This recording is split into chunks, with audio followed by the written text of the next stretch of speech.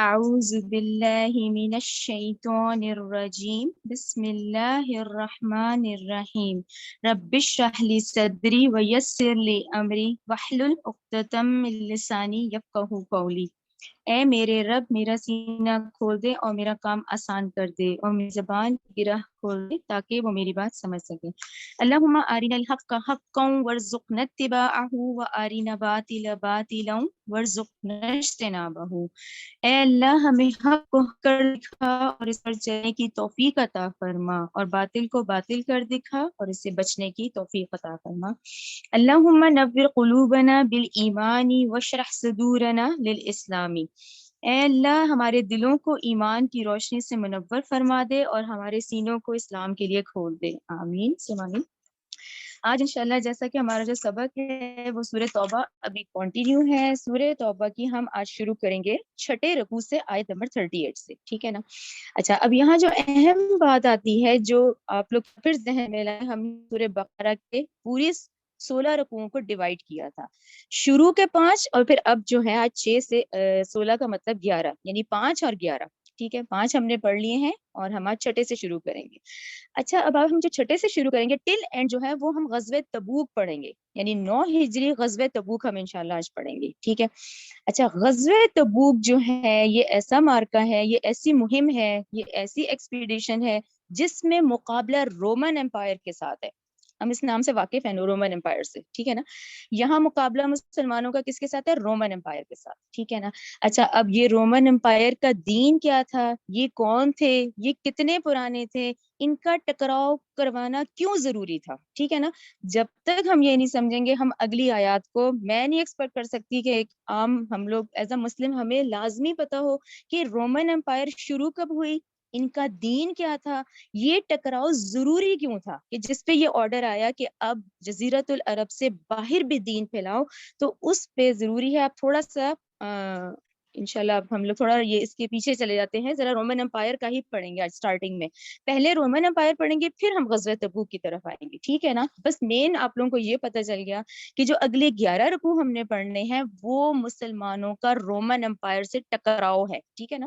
تو Roman umpire پہلے آپ لوگ سارا ذہن میں رکھیں، کوئی بھی کنفیوژن ہو یہ ہو، تمام نکات ذہن میں رکھ کر یہ ذرا سا ہم دیکھ لیتے ہیں رومن امپائر کے بارے میں، دیکھتے ہیں یہ شروع کہاں سے ہوتی ہے۔ دیکھیں یہ جو آغاز اس کا بقایا ہے نا، ایمپرر آپ کو پتا ہے نا، رومن امپائر وہ ہوتی ہے، سلطنت ہوتی ہے، دس از ناٹ اے کنگڈم، یہ سلطنت کہلائی جاتی ہے، ٹھیک ہے نا۔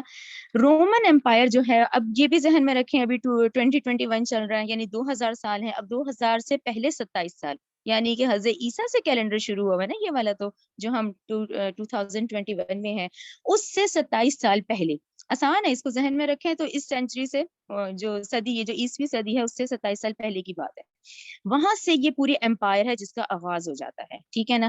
اچھا، پھر دوبارہ ذہن میں رکھیں، ابھی ہم اینڈ میں انشاءاللہ میپ بھی ڈسکس کر لیں گے، تو میپ میں آج بھی جو اٹلی ہے، اٹلی کا جو شہر روم ہے، یہ وہی رومنس ہے، یہ رومنس وہی والے ہی ہیں، ٹھیک ہے نا۔ اب وہی والی بات، جب اللہ جس کو طاقت دیتا ہے، اب ان کی اتنی پاور تھی، اتنی طاقت تھی کہ یہ فتوحات کرتے چلے گئے، یہی روم اٹلی والے ہی یہ فتوحات کرتے چلے گئے۔ اچھا، جب یہ فتوحات کا سلسلہ ان کا چلا تو یورپ کور کر لیا ہے انہوں نے، افریقہ بھی کور کر لیا، پھر یہ آگے آگے ترکی کی طرف آنا شروع ہو گیا۔ اچھا، جب یہ پھیلنا شروع ہو جاتی ہے تو یہ جب ترکی میں آتے ہیں، جو آج کا رائٹ ناؤ ترکی ہے، ترکی میں ایک شہر تھا بیزنٹائن، بیزنٹائن تھا شہر کا نام تھا، ٹھیک ہے نا۔ اچھا، اب کیونکہ سلطنت تو تیزی سے پھیل رہی تھی، اب ایک کارنر میں رہنا مشکل تھا نا، کہ رومنس جو تھے وہیں پہ اگر اٹلی میں رہتے، تو یہ در حقیقت انہوں نے اپنا کیپٹل بدل دیا، ٹھیک ہے نا۔ رہی رومن امپائر ہی، لیکن کیپٹل کہاں شفٹ ہوا؟ روم سے اٹھ کے جو نیو کیپٹل تھا وہ مڈ میں آ گیا، یعنی کہ انہوں نے ترکی کے شہر بیزنٹائن کو کیپٹل بنا دیا۔ کلیئر ہو گیا نا کہ کیپٹل چینج ہو گیا، رہی رومن امپائر۔ اچھا، کیوں ہوا؟ تاکہ یہ ایسٹ اور ویسٹ، مشرق اور مغرب، دونوں جنکشن بن جائے ایسا جس میں کہ دونوں کنٹرول کیے جا سکے، کیونکہ پھیل رہی تھی نا یہ، ٹھیک ہے نا۔ کلیئر ہوا؟ اچھا، اب یہ جو رومن امپائر تھا یہ بھی چلا، اور ساتھ یہ بیزنٹائن امپائر بھی ساتھ ساتھ چلا، لیکن کہیں گے ہم اس کو رومن ہی، بیسکلی وہ رومن امپائر تھی، کیپٹل چینج ہو گیا تھا، ٹھیک ہے نا۔ کیپٹل کیا بنا؟ بیزنٹائن بن گیا۔ اچھا، آگے دیکھیں۔ اچھا، بیزنٹائن جب یہ بنا ہے، یہ ترکی کا آج شہر ہے جو بنا، اس کو بعد میں قسطنطنیہ بنا دیا گیا، یعنی اس کا نام بدل دیا گیا۔ آسان سی بات ہے نا، بیزنٹائن تھا، اور یہ بیزنٹائن امپائر بن گئی اور یہاں نام چینج ہو گیا، یعنی وہ بیزنٹائن سے اب لوگ اس کو قسطنطنیہ کے نام سے پہچاننے لگے۔ اب آپ لوگ اپنے ذہن میں یہ بات کلیئر کریں، آج کے ترکی کا جو استنبول ہے نا، جو استنبول سے سب واقف ہے، یہ ہم اس کی بات کر رہے ہیں۔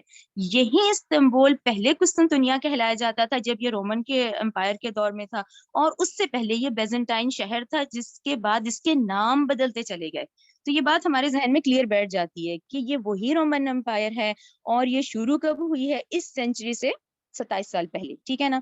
وہاں سے شروع ہوئی، انہوں نے کیپٹل بدل دیا، پھیل بہت گئی تھی نا، تو پھر رومن امپائر، بیزنٹائن امپائر، یہ دونوں اس کو ناموں کو ذہنوں میں رکھیں، ان دونوں ناموں کو۔ بیسکلی یہ پوری کی پوری رومن امپائر ہی تھی، لیکن ان کے نام بدل دیے گئے تھے کیونکہ آدھا حصہ وہی تھا جو ویسٹ کی طرف لگ رہا تھا، وہ رومن کہلایا گیا، اور بعد میں یہ بیزنٹائن امپائر کے نام سے ہوا، جو کہ اتنا پھیلا کہ ٹل یہ سعودی عرب کے اس وقت تبوک پہ اینڈ ہوا، یعنی یہ پھیلا، آپ دیکھیں کتنا، ٹھیک ہے نا؟ یعنی ہم اب یہ ذہن میں رکھیں گے کہ تبوک کا جب مارکا ہوتا ہے تو یہ رومن امپائر کتنی بڑی امپائر ہے، یعنی یہ کوئی عام ٹکراؤ نہیں تھا، ٹھیک ہے؟ آگے آ جائیں، ابھی آپ لوگوں کو کلیئر ہو گیا نا کہ یہ دو سائڈز ہیں، ایک ایسٹ ہے اور ایک ویسٹ ہے، مشرق مغرب، مغربی حصہ جو ہے وہ رومن امپائر کہلایا جا رہا ہے اور مشرقی حصہ کو بیزنٹائن امپائر کہلایا جا رہا ہے۔ آگے آ جائیں، 27 سال کے بعد پھر کیا ہوتا ہے؟ پھر حضرت عیسیٰ کی پیدائش ہوتی ہے۔ حضرت عیسیٰ کے ساتھ تو ہمارا عیسوی کیلنڈر چل رہا ہے نا، ٹھیک ہے نا؟ یعنی آج حضرت عیسیٰ کو اٹھائے ہوئے آج 2000 سال ہو گئے ہیں، رائٹ؟ اچھا، اس کے بعد پھر آپ دیکھیں کہ حضرت عیسیٰ کی پیدائش میں ان کی عمر مبارک 30 یا 33 بتائی جاتی ہے، کہ جبکہ حضرت عیسیٰ کو زندہ آسمانوں پہ اٹھا لیا گیا، ٹھیک ہے؟ اچھا، اب یہ رومن امپائر تو تب بھی چل رہی ہے، یعنی یہ رومن امپائر ذہن میں رکھیں، اس وقت آج کا فلسطین، آج کا شام، عراق کی سارے اس کے انڈر ہیں، یعنی حضرت عیسیٰ کے دور میں بھی یہ پوری رومن امپائر پھیلی ہوئی ہے۔ حتیٰ کہ آپ لوگ تھوڑا سا یاد کریں، اگر آپ لوگ انشاءاللہ ہسٹری، بلکہ اس کو ذہنوں میں بٹھائیں آپ لوگ، ہم نے سورہ آل عمران 51 اور 55 پڑھی ہے، اس میں نے آپ کو بتایا تھا کہ ان یہودیوں نے رومن امپائر کے ساتھ مل کر ہی سازش کر کے حضرت عیسیٰ کو سولی چڑھوایا تھا، رائٹ؟ یہ ذہن رکھا کریں کہ وہ رومن امپائر ہی تھی۔ لیکن آپ لوگوں نے ابھی جو بات ذہن میں رکھنی ہے وہ یہ رکھنی ہے کہ اس دور میں یہ رومن امپائر بت پرست تھی، رائٹ؟ بتوں کی پوجا کرتے تھے، رائٹ؟ کلیئر ہو گیا کہ اس وقت 33 جب یہ سینچری کیلنڈر شروع ہوتا ہے تو یہ لوگ تو بت پرست تھے، بتوں کو پوچھتے تھے، ٹھیک ہے؟ اچھا، اب میرا خیال ہے انشاءاللہ آپ لوگوں میں سے سب جمعے کے دن سورہ کہف پڑھتے ہوں گے انشاءاللہ نا، سورہ کہف ہم لوگ تقریباً ہر جمعے پڑھتے ہیں۔ سورہ کہف میں وہ چند نوجوانوں کا ذکر ہے، ٹھیک ہے نا؟ وہ نوجوان کون تھے؟ وہ عیسائی نوجوان تھے، یعنی حضرت عیسیٰ کے اٹھائے جانے کے بعد جو وہ حواری کہلائے جاتے تھے، وہ لوگ جب دین آگے پھیلا ہے تو وہ کچھ نوجوان تھے جو وہ لوگ دیکھیں خراب نہیں تھے، وہ لوگ حضرت عیسیٰ کو اللہ کا رسول ہی مانتے تھے۔ یہ بعد والی نسل نے پھر بیٹا بنایا ہے، وہ تو حضرت کو اللہ کا رسول مانتے تھے، اللہ کو ایک مانتے تھے، تو وہ اپنا ایمان بچانے کے لیے، لیکن ذہن میں رکھیں وہ وہی رومن امپائر چل رہی ہے، وہ چند عیسائی نوجوان ہیں جن کا ذکر سورہ کہف کے شروع کے رکوع میں ہی آ جاتا ہے، وہ دربار پیش کیے جاتے ہیں، پھر وہ کہتا ہے بادشاہ کے دین پہ ایمان لاؤ، ہم بت پرست بنو، تو وہ اپنے دین یعنی عیسائی دین کو بچانے کے لیے غار میں چلے جاتے ہیں، ٹھیک ہے نا؟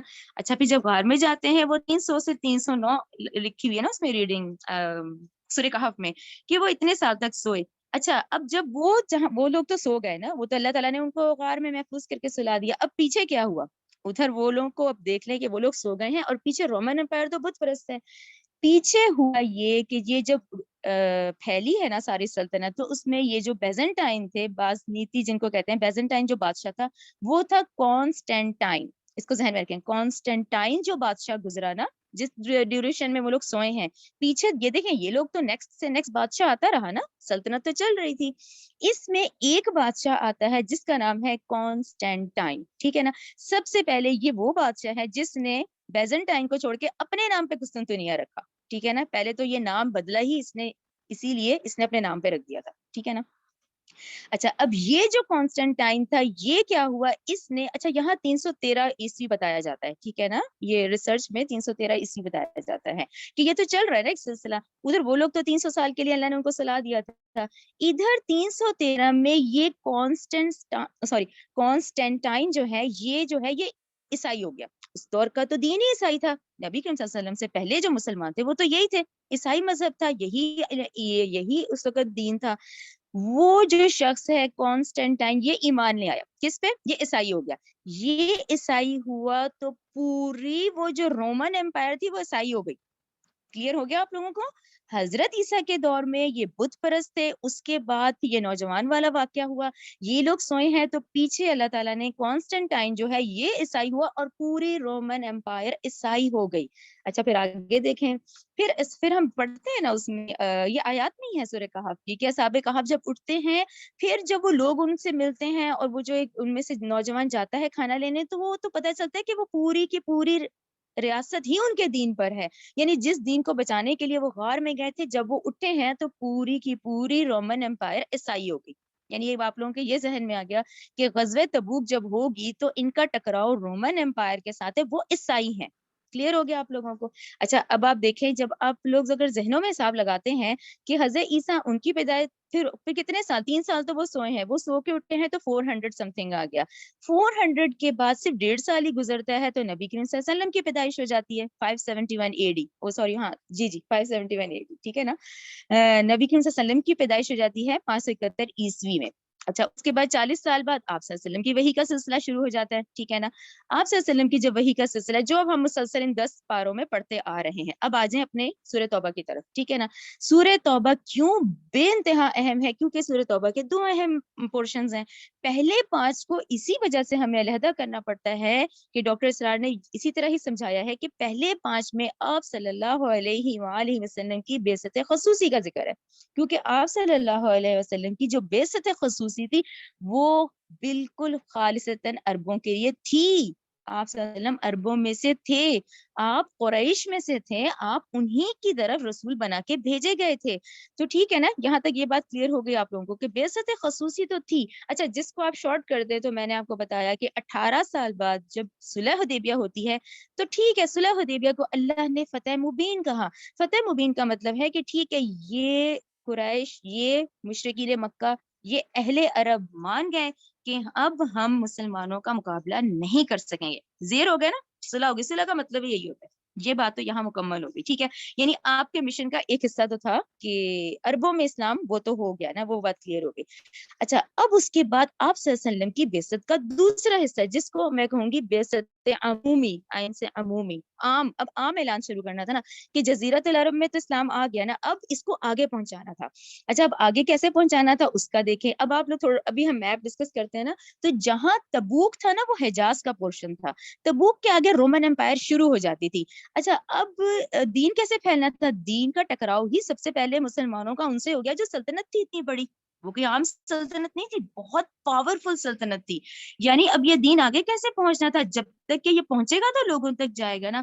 اچھا یہاں آپ لوگ ذہن میں رکھیں رومن امپائر کے بالمقابلہ جو تھی نا وہ تھی پرشین امپائر. اچھا یہ آپ لوگ ابھی ذہن میں بٹھا لیں گے نا انشاءاللہ, تو ہم لوگ یہ ڈسکشن سورہ کہف میں بھی کریں گے, سورہ بنی اسرائیل میں بھی کریں گے, سورہ روم میں بھی کریں گے. تو آج والی ڈسکشن کو ذہنوں میں بٹھا لیں آپ لوگ کہ جیسے ہی یہ حجاز کا ایریا پہنچتا ہے نا, اینڈ ہوتا ہے, تو آگے 2 بڑے امپائرز تھے. ایک کو پرشین امپائر کہا جاتا تھا لیکن ہمارا فوکس آج رومن امپائر ہے, ٹھیک ہے نا. اب آپ کے ذہن میں آ گیا 2 بڑی امپائرز تھی, یعنی مسلمانوں کا مقابلہ ان سے تھا. ان سے ٹکراؤ ہوتا تو دین آگے پہنچتا نا. دین کیسے آگے پہنچنا تھا جب تک کہ ان سے ٹکراؤ نہ ہوتا. اچھا پھر ایک اور بات ذہن میں رکھیں اچھے طریقے سے, وہ یہ ذہن میں رکھنی ہے کہ دیکھیں آج تو ہم بہت آزادی سے کام کر رہے ہیں نا. آج جو ہمارے مسلمان بہن بھائی یورپ میں بھی ہیں وہ بھی آرام سے نماز پڑھ رہے ہیں, روزے رکھ رہے ہیں, ٹھیک ہے نا. یہ سب تو پورے اس میں. اچھا پاکستان میں اس میں دیکھ لیں جو کرسچنز ہیں ہر کوئی اپنی اپنی عبادت کر رہا ہے اس وقت. لیکن جب یہ امپائرز تھے نا, امپائرز کا کیا رول تھا؟ امپائرز کا رول یہی تھا جو میں نے ابھی نہیں آپ کو بتایا کہ جیسے ہی کانسٹنٹائن ایمان لایا تو پوری سلطنت پہ لازم تھا کہ وہ بھی ایمان لاتے, وہ سارے ایسائی ہو گئے. تو یہ رول تھا. اس سے پہلے اس دنیا میں اتنا جبر اور اتنی سختی تھی انسانوں پہ کہ جو بادشاہ کا دین ہوتا تھا وہی رایا کا دین ہوتا تھا. رایا کو اجازت نہیں ہوتی تھی کہ وہ اپنی مرضی سے کوئی اور دین قبول کریں, ٹھیک ہے نا. اچھا اس کی مثال آپ لوگ یہ جو 10 پارے پڑھ چکے ہیں نا, ان 10 پاروں میں آپ تھوڑا سا ذہن میں لائیں. سورہ اعراف میں ابھی ہم نے 6 قوموں کا پڑھا نا. سورہ اعراف آیت 123 میں کیا پڑھا ہم نے؟ اس میں جیسے ہی حضرت موسیٰ نے معجزہ دکھایا اور جادوگروں نے بھی اپنی کاریگری دکھائی.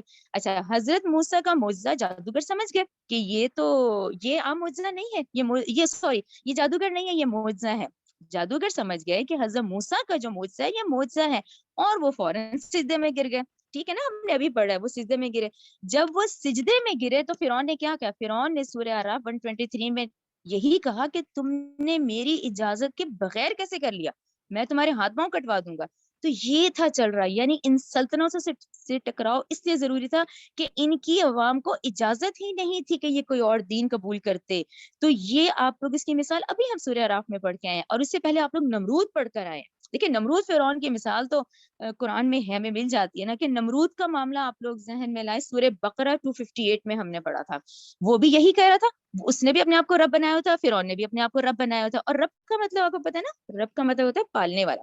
اللہ جو ہے وہ اللہ کا نام ہے، رب جو ہے نا یہ تو ہے پالنے والا. تو یہ خود رب بنے ہوئے تھے. یعنی اب آپ دیکھیں اس سے پہلے کہ یہ جو ہمارے جیسے انسانی تھے نا، لیکن وہ اتنی اذیت ناک ان کی زندگی تھی کہ وہ رایا ہوتی تھی اور وہ اس بادشاہ کے انڈر ہوتی تھی اور ان کو اجازت نہیں ہوتی تھی. تو اس میں قصور صرف سارا گناہ ان بادشاہوں کے سر پر ہے، اس میں عوام بے قصور تھی. اچھا اس سچویشن میں عوام بے قصور تھی، ٹھیک ہے نا، کیونکہ وہ تو خود اتنی پابند تھی کہ جیسے ہم نے فرعون کا پڑھا اور ہم نے نمرود کا پڑھا. تو اس لیے اس رومن امپائر سے ٹکراؤ ہوتا تو ان کی عوام تک رعایا تک پھر یہ اسلام پہنچتا. کلیئر ہو گیا؟ آگے نیکسٹ. اچھا یہ بات کلیئر ہو گئی کہ یہ ٹکراؤ اس لیے ضروری تھا تبوک کے، کہ بھئی جزیرۃ العرب میں تو اسلام کے اب یہ آگے پہنچنا ہے. ٹھیک ہے نا. اچھا اب اللہ تعالیٰ کا کیا حکم آیا؟ اللہ تعالیٰ کا یہ حکم آیا کہ نبی کریم صلی اللہ علیہ وسلم اور صحابہ جو ہیں اب دنیا جب ختم کریں اور اس کی کرنے کی کوشش کریں گے. ٹھیک ہے نا. اچھا ٹھیک ہے. اب اس کی جو پہلی کڑی تھی وہ یہ غزوہ تبوک تھی. ٹھیک ہے نا. غزوہ تبوک نبی کریم صلی اللہ علیہ وسلم کی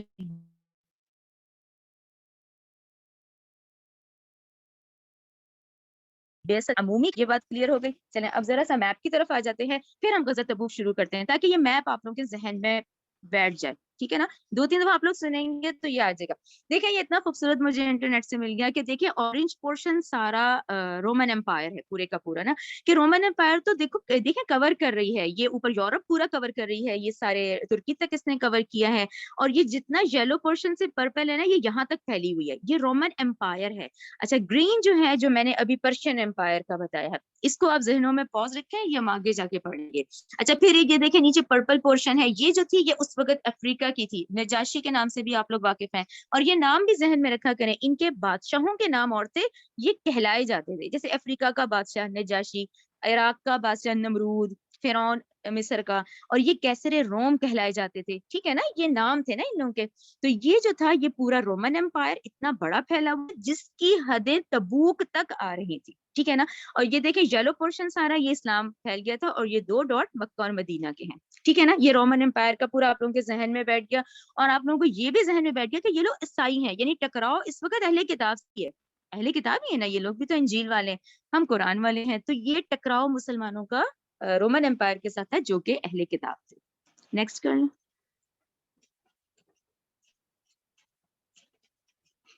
یہ دیکھیں اس کو آپ لوگ اپنا زوم کر کے دیکھتے ہیں تو دیکھیں بالکل ایگزیکٹ عربیہ جزیرت العرب کے پاس یہ فل باؤنڈریز آ جاتی ہیں، اور یہ سارے ان کے پروونسز ہیں. یعنی یہ کہاں تک آپ امیجن کریں، جیسے آج کا یورپ، آج کا یہ سارے ایریاز جو تھے یہ رومن امپائر کے اندر تھے. یہ اتنی بڑی رومن امپائر تھی جس کا ٹکراؤ مسلمانوں کے ساتھ تھا.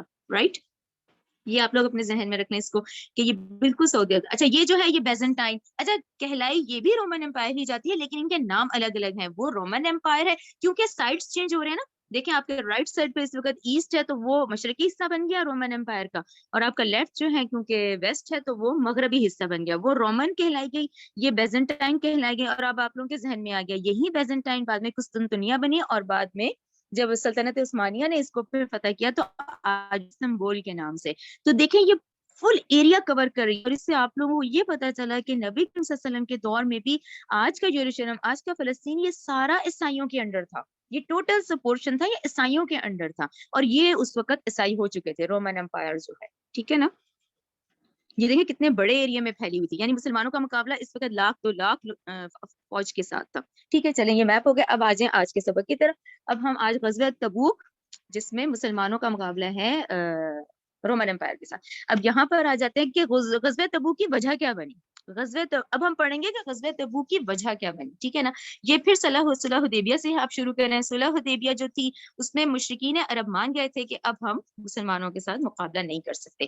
اب کیونکہ یہ 18 سال گزر چکے تھے، اب ان کی طرف سے تسلی تھی نا کہ اب یہ مزید جنگ کے لیے نہیں آئیں گے، کیونکہ یہ 3 ہو چکی تھی، بدر، احد اور احزاب، یہ ہو چکی تھی. تو اب ان کی طرف سے تھا کہ اب یہ مقابلے کے لیے نہیں آئیں گے، ٹھیک ہے نا. اچھا اب یہ بعثت عمومی کا آغاز ہو گیا، اچھا جو کہ 7 ہجری میں شروع ہو گیا. اچھا اب آپ صلی اللہ علیہ وسلم کے اس وقت کے رواج اور رولز کے مطابق آپ نے خطوط بھیجنے شروع کر دیے، ٹھیک ہے نا. یہی سارے نام جو ابھی ہم دیکھے نہیں ہے، یہ سارے نام کون سے ہیں؟ جیسے کیسر روم کی طرف، جیسے رومن امپائر کا جو تھا وہ ہرکل بتایا جاتا ہے، ہرکل کی طرف بھیجا. پھر ایران کے بادشاہ، اب ایرانی کون ہے؟ آتش پرست، یہ ذہن میں رکھیں. ایرانی آتش پرست ہے، آگ کو پوجنے والے، سورج والے، آگ کو پوجنے والے. عیسائی کون ہے؟ اہل کتاب ہیں. پھر مصر کے بادشاہ، یہ بادشاہ مینس کنگڈم، جو کنگڈمز بھی تھیں اور امپائرز بھی تھے اس وقت، ان کو بھیجا خطوط. پھر اس کے بعد یہ نجاشی جو بھی ہم نے دیکھا ایبیسینیا، وہ والے پرپل پورشن، وہ والے نجاشی، اس کو بھی. اور شاہ عمان نیچے، امان سوری، یہ یمن والا پورشن جو ہے شاہ امان، ان سب کو یہ خطوط بھیجے گئے ہیں. اچھا پھر آگے دیکھیں، اب کشمکش کہاں ہوئی؟ خطوط تو سب نے پڑھ لیے، سب کی طرف نامہ مبارک چلا گیا. کشمکش یہاں ہوئی کہ آپ صلی اللہ علیہ وسلم کا نامہ مبارک جو بصرہ شام، یعنی آج کا سیریا جو ہے، یہی فلسطین والا پورشن پورا، شام کی طرف جو بھیجا گیا، وہاں پر ایک رئیس تھا شرجیل بن عمرو، اس کی طرف بھیجا گیا. وہ کون تھا؟ وہ عیسائی تھے نا، یہ تو پورا پورشن ہی عیسائی تھا. ان کے پاس جب یہ والا نامہ مبارک کون لے کر آتے ہیں؟ حضرت حارث لے کر آتے ہیں. حضرت حارث بن عمیر جو ہیں یہ لے کر پہنچتے ہیں. جو شرجیل، وہ جو تھا، وہ شخص جو تھا، وہ رئیس جو تھا شرجیل نے تمام اخلاقی اور سفارتی آداب کو بالائے طاق رکھتے ہوئے حضرت حارث کو شہید کر دیا، ٹھیک ہے نا. بلکہ نامہ مبارک ہے ان کو شہید ہی کر دیا جو لے کر آئے ہیں. لہٰذا سفیر کو، وہ سفیر تھے، لہٰذا سفیر کے قتل کو اعلان جنگ سمجھتے ہوئے، کیونکہ یہ اعلان جنگ تھا، اس کا مطلب یہی ہے کہ ہم نے نہیں پڑھا بلکہ ہم نے تمہارے سفیر کو شہید کر دیا. تو اس کا مطلب ہی یہی تھا کہ یہ اعلان جنگ تھا. نبی کریم صلی اللہ علیہ وسلم نے اس وقت 3000 صحابہ، ٹھیک ہے، اس وقت جیسے اس کا ریئیکشن لینا ضروری تھا، 3000 صحابہ پر مشتمل ایک لشکر تیار کیا. اور حضرت زید بن حارثہ کو ذہن میں رکھا کریں، آپ صلی اللہ علیہ وسلم کے منہ والے بیٹے کے نام سے سیرت میں آتے ہیں، لیکن جب حکم آیا تھا کہ منہ بولے بیٹے کا اسلام میں کنسپٹ نہیں ہے، تو پھر وہ زید بن حارثہ ہی کہلائے جاتے تھے. تو ذہن میں رکھا کریں یہ آزاد کردہ غلام ہیں آپ کے، جو بالکل 5-6-7 سال کی عمر میں ہی آپ کے پاس آ گئے تھے، حضرت زید بن حارثہ، اور بالکل شروع کے ایمان لانے والوں میں ہیں، ٹھیک ہے نا. تو یہ جو لشکر 3000 کا تیار ہوا تھا، اس کے جوابی کاروائی میں تو وہ حضرت زید بن حارثہ کی زیر قیادت شام کی طرف روانہ ہوا، ٹھیک ہے. موتا پہنچتے، اب موتا کیا ہوا؟ یہ پھر وہی باؤنڈری ہے، وہ بارڈرز آ گئے. میں نے ابھی آپ لوگوں نے میپ دیکھ لیا نا کہ تبوک کے بارڈر میں تو اوپر ہی تو فلسطین ہے، شام ہے، عراق ہے. تو موتا بالکل شام کی طرف ہے، شام کا تھا نا یہ شخص جس نے کہ شہید کیا ہے. موتا پہنچنے پر اب کیا ہوا؟ ان لوگوں نے 1,00,000 رومیوں کے لشکر کو اپنے خلاف پایا، یعنی یہ 3000 تھے اور یہ جب وہاں پہنچے تو وہاں 1,00,000 لوگ تھے. اچھا اب یہاں ڈاکٹر صاحب کی رائے کے مطابق ہے کہ 2,00,000، اب اس میں اختلاف ہے، اس کو چھوڑ دیں، لیکن یہ کہ 1,00,000 یا 2,00,000 بہت بڑی تعداد ہوتی ہے. تو مقابلے، اور یہاں یہ کتنے تھے؟ 3000 مسلمان تھے، ٹھیک ہے نا. اچھا یہاں پر مخالف لشکر کی تعداد کا اندازہ لگانے کے بعد آپس میں ان کی ڈسکشن ہوئی مسلمانوں کی، لیکن انہوں نے کہا ہم تو آئے ہی شہید ہونے کے لیے، تو ہم مقابلہ کریں گے، ٹھیک ہے نا. اچھا اب یہ جنگ موتا ہوتی ہے، جنگ موتا جو ہے یہ 8 ہجری میں ہوتی ہے. اب آپ گریجولی دیکھتے جائیں، 6 ہجری صلح حدیبیہ ہوئی، 7 ہجری پھر وہ خطوط جانے شروع ہو گئے، 8 ہجری میں فتح مکہ سے قبل یہ جنگ موتا ہوتی ہے. یعنی اس میں مسلمانوں کی تعداد 3000 ہے، اور یہ کیوں ہوئی؟ کیونکہ ان کے سفیر کو شہید کر دیا گیا تھا. اور یہاں 1 سے 2,00,000 بتائی جاتی ہے، ٹھیک ہے نا. اچھا یہاں کمانڈرز دیکھتے جائیں، پہلے کمانڈر زید بن حارثہ، دوسرے یہ نبی صلی اللہ علیہ وسلم کے جو کزن ہیں، چچا کے بیٹے، حضرت جعفر بن ابی طالب، پھر حضرت عبداللہ بن رواحہ انصاری، ٹھیک ہے نا. اچھا یہ پہلا شہید ہوا، دوسرا شہید ہوا، تیسرا شہید ہوا. ظاہر ہے 2,00,000 1,00,000 کا مقابلہ، 3000 مسلمان اور 3 کمانڈر، تینوں شہید ہو گئے. یہاں پر پھر کمان حضرت خالد بن ولید نے سنبھالی ہے، یعنی جنگ موتا ان کے ان کے ایمان لانے کے بعد یہ پہلا ٹاسک تھا ان کا، حضرت خالد بن ولید کا. لیکن آپ کو پتا ہے کہ وہ بہت بڑے سپہ سالار ہیں. انہوں نے اس 2 لاکھ یا 1 لاکھ کے مقابلے میں اپنی حکمت عملی استعمال کی اور اس مسلمان لشکر کو رومیوں کے نرغے سے نکال کر واپس لانے میں کامیاب ہو گئے. اور یہ آپ یاد رکھا کرے، یہ جنگ موتا ہی ہے جس میں کہ آپ نے 9 تلواریں توڑی تھیں حضرت خالد بن ولید نے. تو ان کو سیف اللہ کہا جاتا ہے، اللہ کی تلواروں میں سے ایک تلوار. تو ٹوٹل یہاں 12 مسلمان شہید ہوتے ہیں. ٹھیک ہے، یہ جنگ موتا ہے. جنگ موتا کیوں ہوئی؟ کیونکہ سفیر کو شہید کر دیا گیا تھا. اچھا، اب یہ واپس تو آ گئے یہ لوگ. ظاہر ہے وہ حضرت خالد بن ولید اپنی حکمت عملی سے وہ لشکر کو واپس تو لے آئے، لیکن جنگ موتا سے پیدا ہونے والی صورتحال اب نبی کریم صلی اللہ علیہ وسلم نے اعلان عام کر دیا کہ اب پورے مدینہ میں یہ اعلان ہو گیا کہ رومیوں کے مقابلے میں تمام وسائل کو بروئے کار لاتے ہوئے ایک بڑا لشکر تیار کیا جائے اور تبوک روانہ ہوا جائے. کلیئر ہو گیا آپ لوگوں کو کہ یہ ریزن، یہ ساری کڑیاں ملی کہ ادھر سفیر کو شہید ہوا، وہ شہید کیا، تو پورے جنگ موتا ہوئی. جنگ موتا میں کیونکہ مقابلہ اتنا سخت تھا، تعداد بہت زیادہ تھی، یہ لوگ واپس آئے. یہ واپس آئے ہیں تو پھر اعلان عام کر دیا. چلیں اب نیکسٹ کر لیں، غزوہ تبوک کی طرف آ جائے جو 9 ہجری میں ہوئی ہے. اچھا، یہاں زیادہ تر مفسرین کی رائے میں رجب آیا ہے، ہو سکتا ہے اس میں ڈاؤٹ بھی ہو، لیکن رجب ہی لکھا آ رہا ہے. اچھا، غزوہ تبوک آپ ذہن میں رکھیں، اس کو جیش عسرت بھی کہا جاتا ہے. جیش عسرت، آئین سے عسرت سختی اور تنگی کو کہتے ہیں نا، عشرت عسرت عسرت. ٹھیک ہے. اچھا، اعلان عام فرما دیا گیا کہ ہر صاحب ایمان کے لیے فرض ہے کہ وہ غزوہ میں جائے. تو یہ آپ ذہن میں رکھیں، اس سے پہلے نہ غزوہ بدر، نہ غزوہ احد، نہ غزوہ احزاب، نہ جنگ موتا، کسی میں بھی یہ نہیں تھا. یہ تھا کہ بھی ایک لشکر تیار ہو جائے.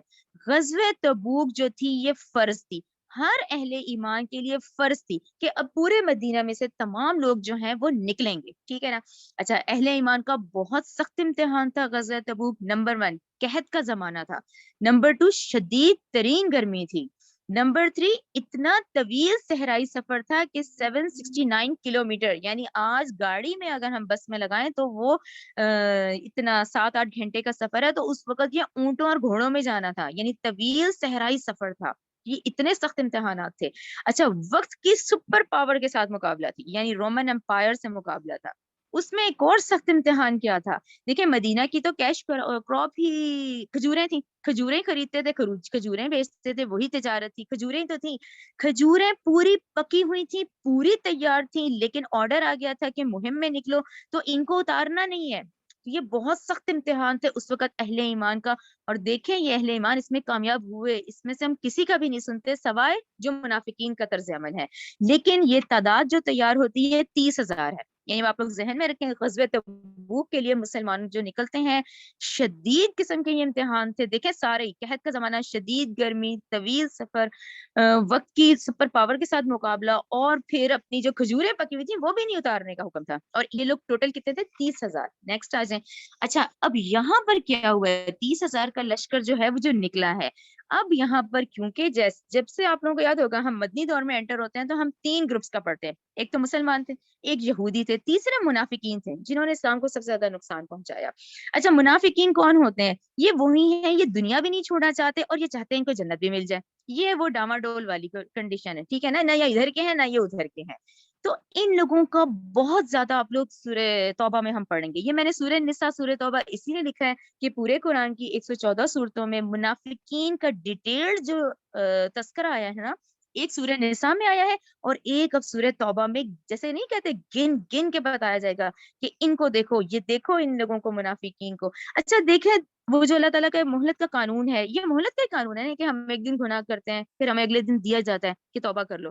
تو ان منافقون کو 9 سال دیے گئے تھے، یعنی 9 ہجری پہ اب ہمیں اس وقت. پہلی ہجری 2 3 4 5 6 7 8 9، یعنی یہ 9 ہجری، یعنی 9 سال ان کو ملے، لیکن یہ باز نہ آئے. جب یہ نہیں باز آئے تو سورہ توبہ میں ان کی جو آیات ہے وہ بہت ہی آپ کو سخت قسم کی ملیں گی. تو منافقین کا بہت ذکر آئے گا اس میں نا. اور دیکھیں اس میں اللہ کی حکمت کہ یہ جو آرڈر نہیں آ گیا تھا کہ بھئی اب تو ہر مسلمان نے نکلنا ہی نکلنا ہے، تو یہ ایک لحاظ سے چھانٹی تھی کہ جو باقی پیچھے بچے تھے نا وہ منافقین ہی تھے، یعنی وہ لوگوں کی نظر میں آنے کے لیے ہو ہی گئے تھے کہ یہی منافقین ہے جو نہیں نکلے، ورنہ ہر اہل ایمان کو غزوہ تبوک میں نکلنا تھا، وہ فرض قرار دے دی گئی تھی۔ لیکن اس کی حکمت پھر ہمیں یہی نظر آتی ہے کہ ٹھیک ہے یہ چھانٹی جو ہوئی نا تو اس میں جو بچے نا منافقین، یہ پتہ چل گیا انہوں کو، ورنہ پہلے تو مکس تھا نا، ساری نمازیں پڑھ رہے ہیں، سارے ہی روزے رکھ رہے ہیں، لیکن منافقین کا جو نظر آیا نا وہ غزوہ تبوک میں آیا جو پیچھے پہ رہ جانے والے تھے، ٹھیک ہے۔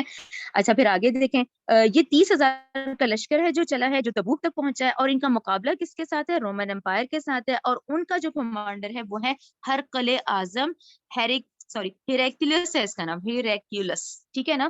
اچھا اب یہ کون ہے؟ اہل کتاب ہے، یہ کون ہے؟ عیسائی ہے، اور یہ انجیل والے ہیں۔ اب یہ جو ہرقل ہے اس کے بارے میں بتایا جاتا ہے کہ یہ نبی کریم صلی اللہ علیہ وسلم کی وہ جو نشانیاں تھیں یہ پہچان چکا تھا، انجیل میں ان کے پاس بھی تو تمام نشانیاں موجود ہیں، یہ پہچان چکا تھا کہ آپ صلی اللہ علیہ وسلم اللہ کے آخری رسول ہیں، یہ وہی پیشن گوئیاں جو ہمیں بتائی گئی ہیں، اور آپ ہی اللہ کے آخری رسول ہیں جس کا انتظار ہو رہا ہے، یہ پہچان چکا تھا یہ ہرقل جو تھا۔ اچھا یہ کیا چاہتا تھا؟ یہ چاہتا تھا کہ جیسے کہ اس سے پہلے وہ قسطنطنیہ والا معاملہ ہوا ہے، وہ جو تھا یہ کانسٹنٹائن جو تھا، جب وہ عیسائی ہو گیا تھا تو ساری سلطنت عیسائی ہو گئی تھی، تو یہ چاہ رہا تھا، یہ دل سے چاہتا تھا کہ میں ایمان لے آؤں، یہ ہرقل چاہتا تھا کہ میں بھی مسلمان ہو جاؤں اور یہ سارے بھی میری سلطنت بھی مسلمان ہو جائے۔ لیکن جب اس نے اس کا اظہار کیا تو اس کے جتنے ارد گرد کے یہ جو ہوتے ہیں دربار کے لوگ، ان کا سخت ریئیکشن تھا، ان کو سخت غصہ آیا، انہوں نے کہا ہم یہ بات نہیں سنیں گے۔ تو اس کو وہی دنیا اور دنیا کی وجہ سے، دنیا میں یہ سلطنت کا ظاہر کمانڈر تھا، بادشاہ تھا، جس وجہ سے پھر یہ ایمان نہیں لایا، لیکن یہ پہچان چکا تھا کہ آپ صلی اللہ علیہ وسلم اللہ کے نبی ہیں، تو اس کو مقابلہ کرنے کی جرت ہی نہ ہو سکی۔ آپ نے دیکھا کہ اتنے اہل ایمان سخت امتحانوں سے گزرے تو آگے اللہ تعالیٰ نے کوئی جنگ ہی نہیں ہوئی، کچھ بھی نہ ہوا، بلکہ کیا ہوا، 15 دن جانے کے لگے، سفر لمبا تھا، 20 دن وہاں قیام کیا اور 15 دن میں واپس آ گئے، بغیر کسی لڑائی کے، بغیر کسی ٹکراؤ کے۔ اور یہ اس لیے ہوا کہ وہ جو ہرقل تھا وہ پہچان چکا تھا، اور وہ جانتا تھا کہ جو اللہ کا رسول ہے نا، اس سے جو ٹکرائے گا تو وہ تو لازمی اس کو شکست ملے گی، تو وہ پیچھے ہٹ گیا، اور اس کا پیچھے ہٹ جانا ہی مسلمانوں کے لیے بہت فائدہ مند ہوا، کیونکہ وہ سب کو پتا چل گیا کہ یہ مقابلہ نہیں ہوا، لیکن بلکہ اندر ہی اندر یہ مسلمانوں کے کا جو روب تھا وہ سب میں پڑ گیا۔ تو در حقیقت ہم کہیں گے یہ بیسکلی ایک روب تھا جو اللہ تعالیٰ نے اس ہرقل کے دل میں ڈال دیا تھا کہ اس کی ہمت ہی نہ ہوئی، ٹھیک ہے نا۔ جنگ کی نوبت نہ آئی، مگر مسلمان لشکر کا مدینے سے تبوک تک جا کر رومن امپائر کی سرحدوں کو دستک دینا اور ہرقل کا مقابلے کی بجائے کنی کترا کے نکل جانا کوئی معمولی واقعہ نہیں تھا، ٹھیک ہے۔